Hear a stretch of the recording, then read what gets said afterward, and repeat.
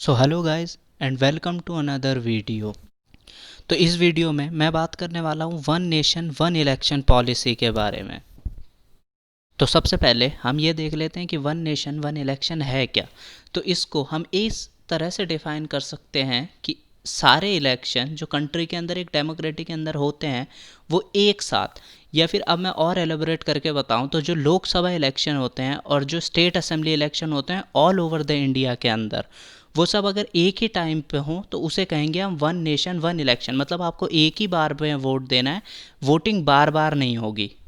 तो इस टाइप के इलेक्शन थोड़े नए साउंड करते हैं, बट ये एक कोई अलग टाइप का इलेक्शन नहीं है। बहुत सारी कंट्रीज इसको ऑलरेडी फॉलो कर रही हैं, जैसे कि स्वीडन, जर्मनी, स्पेन और भी इस लाइन में कई सारी कंट्रीज़ हैं जो इस टाइप ऑफ इलेक्शन को फॉलो करती हैं। और इंडिया इस टाइप ऑफ इलेक्शन के बारे में कोई नई बात नहीं कर रहा है। इंडिया में भी इस इलेक्शन की हिस्ट्री रही है। इंडिया में ये रूल कोई नया नहीं है। इंडिया में स्टेट असेंबली और लोकसभा इलेक्शंस के लिए पहले भी इस टाइप का रूल लाया गया था। इन 1952, 1957, 1962 और 1967, इन 4 सालों में ये इलेक्शंस अप्लाई हुए थे इंडिया के अंदर। बाद में क्या हुआ कि कुछ कुछ इलेक्शंस जो थे, जो कुछ कुछ पार्टीज जो थी वो बीच में डिसॉल्व हो गई 5 इयर्स के, तो इसको 1968 और 1969 में डिसॉल्व कर दिया गया इस टाइप के इलेक्शंस को। पर अब हमारी गवर्नमेंट रीथिंक कर रही है इसी टाइप के इलेक्शंस के बारे में इंडिया के अंदर दोबारा इस टाइप के इलेक्शंस को लाने के लिए। ये तो बात हो गई वन नेशन वन इलेक्शन के बारे में। अब बात करते हैं इस प्रोसेस के मेरिट्स और डीमेरिट्स के बारे में। तो सबसे पहले बात करते हैं मेरिट्स के बारे में कि इस प्रोसेस के मेरिट्स क्या क्या हैं। तो सबसे पहला मेरिट है इस प्रोसेस का कि ये प्रोसेस बहुत ज़्यादा मनी सेविंग है। इसमें इलेक्शन एक बार में हो जाएंगे, जिससे कि सिर्फ गवर्नमेंट को एक बार में बजट निकालना पड़ेगा इलेक्शन का, बार बार नहीं। जैसे कि अभी बार बार इलेक्शन होते हैं तो उसमें गवर्नमेंट को हर साल एक इलेक्शन का नया बजट बनाना पड़ता है और वो सारा मनी वेस्ट हो जाता है। पर अगर ये एक बार में लग जाएगा तो गवर्नमेंट उस पैसे को लगा सकती है किसी वेलफेयर के काम में और कहीं और। तो अब बात करते हैं पॉइंट नंबर 2 की, जो है smooth functioning of government machinery.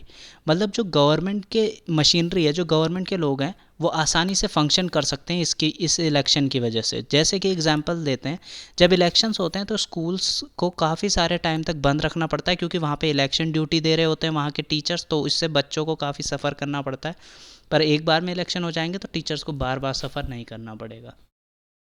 अब आते हैं पॉइंट नंबर 3 पर, जो है गवर्नमेंट की एफिशिएंसी इंक्रीज़ हो जाएगी इस टाइप के इलेक्शन से। बिकॉज एक ही बार इलेक्शन होगा तो गवर्नमेंट का जो इलेक्शन का बजट है वो बच जाएगा और गवर्नमेंट उसको वेलफेयर के काम में लगा पाएगी। तो ये तो बात हो गई इस प्रोसेस के मेरिट्स की। पर कोई भी चीज़ सिर्फ मेरिट्स के साथ नहीं आती, हर चीज़ का एक नेगेटिव साइड भी होता है। तो अब हम इसके डीमेरिट्स को देखेंगे। तो सबसे पहला डीमेरिट जो इस प्रोसेस का है वो है लोकल इश्यूज जो हैं इलेक्शन के वो फेड आउट हो जाएंगे इसकी वजह से। जैसे कि जब स्टेट असेंबली इलेक्शंस होते हैं तो लोग ये देखते हैं कि हमारे स्टेट के लिए कौन सी पार्टी अच्छी है और तब उसको वोट देते हैं। पर अगर सेंटर में कोई अच्छी पार्टी है पर वो उनके स्टेट के लिए अच्छी नहीं है, तो तब लोग सेंटर को देख के वोट देंगे उस टाइम पर, और वो लोकल जो इश्यूज़ हैं वो फेड आउट हो जाएंगे इस वजह से। अब बात करते हैं डीमेरिट नंबर 2 की, जो कि है कि रीजनल पार्टीज़ को बहुत ज़्यादा लॉस होने वाला है इस इलेक्शन प्रोसेस से। क्यों? क्योंकि जो जो लोकल पार्टीज़ होती हैं वो बहुत छोटी पार्टीज़ होती हैं, तो उनके पास इतना पैसा नहीं होता है कि वो अपने आप को एडवर्टाइज़ कर सके या कर सके। बट सेंट्रल पार्टीज़ अपने आप को बहुत अच्छे से एडवर्टाइज़ करती हैं, जिस वजह से लोगों के दिमाग में उनकी एक अच्छी इमेज बन जाती है। पर अगर कोई लोकल लीडर अच्छा है, पर वो सेंटर पार्टी से कैसे कम्पीट कर पाएगा अगर हम इलेक्शन एक बार में कर देंगे? क्योंकि लोग तो सेंटर को देख के वोट देंगे और जो अच्छा लीडर भी होगा वो फेड आउट हो जाएगा यहाँ पर।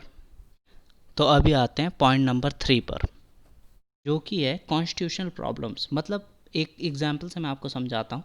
मान लो एक पार्टी है जो हमारे स्टेट में अभी पूरी मेजॉरिटी से नहीं जीत पाई, बट अब क्या हुआ, उन्होंने अलायंस बनाया और फिर अपनी पार्टी बना दी, और ऐसी पार्टीज़ अधिकतर डाउन ही हो जाती हैं। तो अब अगर वो पार्टी डाउन हो गई तो हमें सारे के सारे इलेक्शन दोबारा के दोबारा करवाने पड़ेंगे, और कॉन्स्टिट्यूशन की वजह से इसमें बहुत ज़्यादा प्रॉब्लम आएगी इस प्रोसेस में। तो इसीलिए ये कॉन्स्टिट्यूशन प्रॉब्लम्स एक बहुत बड़ा बैरियर बनेगा इस प्रोसेस में। तो ये थे डीमेरिट्स इस प्रोसेस को लेकर, जो कि ये डीमेरिट्स काफ़ी बड़े लेवल के हैं और ये डीमेरिट्स काफ़ी सारे प्रॉब्लम खड़ी कर सकते हैं इस प्रोसेस में, तो इनको ध्यान रखना भी बहुत ज़रूरी है। So now we will talk about my opinion on this topic. तो मेरे हिसाब से ये प्रोसेस एक काफ़ी अच्छी प्रोसेस हो सकती है इंडिया के लिए, बिकॉज़ इंडिया में काफ़ी सारे कैश प्रॉब्लम्स होती हैं, काफ़ी सारी मनी प्रॉब्लम्स होती हैं, जिसके लिए ये मनी गवर्नमेंट यूज़ कर सकती है वेलफेयर में। बट गवर्नमेंट को पहले सारे प्रोज एंड कॉन्स देखने पड़ेंगे इस प्रोसेस के, और तभी इसको अप्लाई करना चाहिए। So guys, this is it for this video. What do you think about this topic? Do tell us, and thank you so much for watching my video.